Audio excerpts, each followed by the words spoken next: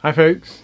So first published in 1996, The Stone Canal by Ken MacLeod is the second of the Fall Revolution trilogy. It's also one of two alternative sequels to the first book, Star Fraction. But let's not confuse ourselves with that for now. So let's just consider this to be the second of three books, the third being the Cassini division. So the two main characters in this book are John Wilde and David Reed, and they are old mates from university. In fact, we first meet them together as students back in Glasgow University in the 1970s. So they're in the thick of student politics and the usual kind of student pursuits of drinking and chasing the opposite sex. But there's also hints of their sort of deeply held desire at some point in their lives to get off the planet, to go into space. Nothing much is mentioned, but there are hints. And that sort of thread of the two of them together jumps forward throughout the book a few years at a time, sometimes a decade or two at a time. And we follow them and the people that they meet along the way as they work up their plans to get off the planet, as they develop a bit of an enmity between each other and a bit of jealousy, and their various different paths that they take. What was nice for me is we got some good backstory to the events that we see sort of firsthand in the first book, The Star Fraction. So as the UK kind of disintegrates into little statelets, anarcho-capitalist statelets after the breakup of the United Kingdom, after not one but two civil wars. So that was interesting, a bit of extra kind of colour to that story. So that plot following John and David as they kind of grow up and grow older is one thing, and then the other thread in the plot is set at some point in the distant future. I think it's in the late 21st century. That is set on a planet called New Mars. It's not clear exactly where that is, but it seems like it's far away, possibly at the end of a wormhole. There are various hints given that might be the case, but not much information is shared about that. And we first meet, on the New Mars thread, a drone called J-Dub and a freshly hatched clone of John Wilde, whose memories as that clone kind of stopped some decades back, so he's got quite a bit of catching up to do. And they're making their way back into Ship City, which is the only town that we know of on New Mars.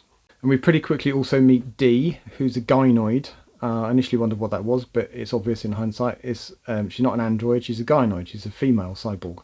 And she's on the run. And it soon becomes clear that she is the property of David Reed, John's mate from university, who is now the mayor of Ship City. So he's come a long way. She's basically been his sex slave. Essentially, that's what her purpose is, as a glorified sex doll.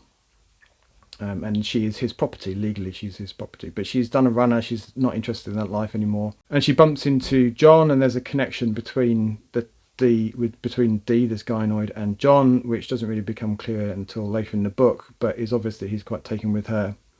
And he and some other people that he meet agree to help her. And I thought that MacLeod's world building was pretty good in this book.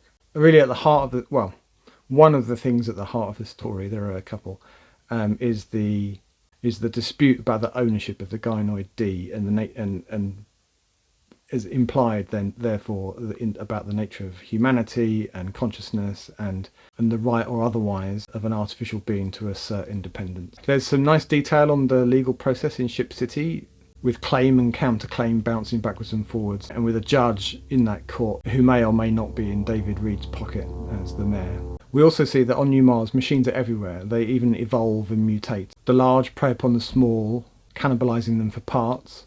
And in some cases, these drones or machines have developed a kind of religion centred on a prophecy which sort of tangentially involves John Reed, and a prophecy that he'll come back to save them at some point. Although why they've decided that must be true, I don't know. But most of Ship City, about 80% of it, in fact, is actually a no-go area pretty much for humans. It's been overrun by machines as a chaotic population of machines, machine parts, intelligent and otherwise, which make it quite dangerous to go in. So you only go, either you fly if you need to go to another part of Ship City, or you go tooled up for it with weapons to defend yourself. And this theme of technology run amok has wider implications back in Earth's solar system, and I gather plays a bigger part in the third book, the Cassini division. And there's sort of runaway AI / transcended humans, which form the basis of that plot. I believe I haven't read that one yet. So those two threads, the sort of historical, gradually stepping forward thread of John and David and their various friends and acquaintances. That's one half of the book, and the other half of the book is the thread on Ship City involving Dee and the machines and the enmity between John and David. And they sort of intertwine throughout the book, and then they resolve quite nicely at the end. So this is my second MacLeod book, the first one being The Style Fraction, and I like his style.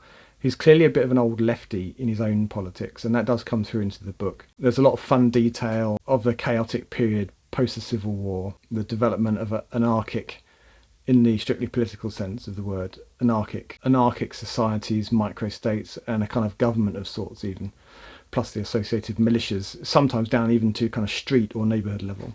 I also had a chuckle. He had a unique take on nuclear deterrence. It's essentially an insurance service. So for the right price, you can buy an insurance policy that will pay out in the form of a nuclear counterstrike. So if you're a victim as a state or a statelet or even a city-state, if you're a victim of a nuclear first strike, then the policy says that the underwriter will undertake to conduct a nuclear strike in return on your behalf, and that then is then publicly made available that agreement exists, and therefore you have nuclear deterrence. Although that was quite clever. I enjoyed the way that the various kind of grungy student personalities that we meet at the beginning of the book kind of develop into the plot, and they're kind of seeded into the future storyline in quite clever ways, and they perform different roles throughout the story, which I quite enjoyed. I would have liked to have read more about the bootstrapping of the space-bound elements of humanity. Like, how did they get there? What was the technology that they used? How did that get developed? How was it funded?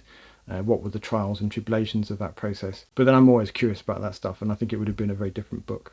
Somewhat similar vein, MacLeod leaves an itch kind of unscratched, an element of doubt, especially about how humans got to New Mars in the first place. There's a reference to something, I won't name it. It's sort of implied strongly is a wormhole of some kind. We don't know how that wormhole got there or what the implications of its use are. It doesn't seem to be much toing and froing between the Sol system and New Mars. And we don't know really why there are people on New Mars in the first place. Like, why are they there? Were they fleeing something? If so, what was it that they were fleeing? There are hints, but nothing really given away. And I think, again, that may become clearer in the Cassini division, which he does tee up pretty well in the final chapter or two of this book. And I'm quite looking forward to reading it. So as I said, there's a reference to a wormhole. There's also got several references to something called the fast folk, which isn't really explained, but is strongly implied that they are humans that have kind of transcended, uploaded themselves, agglomerated into effectively super intelligent, super fast AIs, kind of like a ship's mind in the culture. That's what it reminds me of. And they must be contained in perpetuity, lest all hell breaks loose. And we don't really know why that is or what would happen if they do. And I think, if I understand right, then the Cassini division is the name of a force which is there to guard that very thing, to make sure that doesn't happen. Ken MacLeod's a friend, or was a friend and contemporary of Ian Banks. Ian Banks was a big supporter of his work. But it somehow is one of those old authors that have just passed me by for his 30-year writing career.